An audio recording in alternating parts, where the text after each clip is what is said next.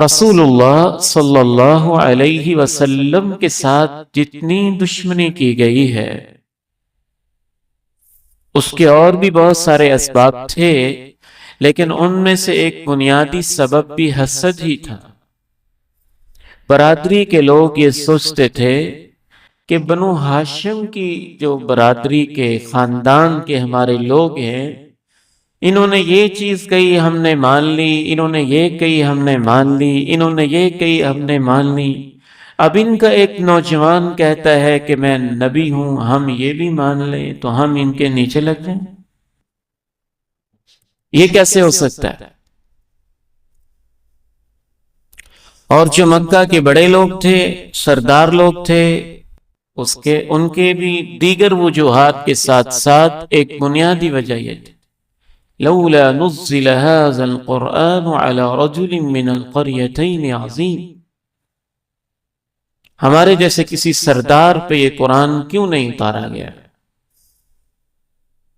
عبداللہ بن ابی رئیس المنافقین پوری زندگی اسلام لانے کے بعد اور ظاہری طور پہ اسلام قبول کرنے کے بعد، کلمہ پڑھ لینے کے بعد آپ کے پیچھے نمازیں پڑھتا ہے، جمعے پڑھتا ہے، سب کچھ کرتا ہے، لیکن اندر ہی اندر حسد کی آگ میں جلتا رہتا ہے کہ مدینے کی سرداری جو مجھے ملنے والی تھی، دونوں جہانوں کے سردار کے آنے کے بعد میری سرداری خاک میں مل گئی ہے،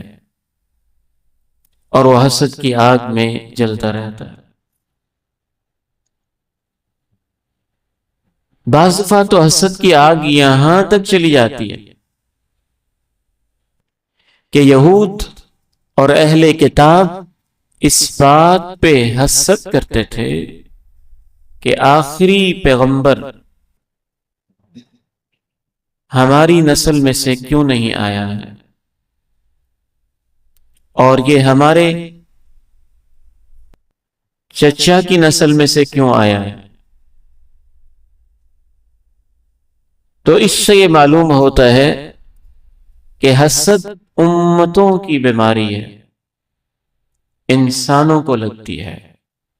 اجتماعی مسئلہ ہے، بہت بڑا ایشو ہے۔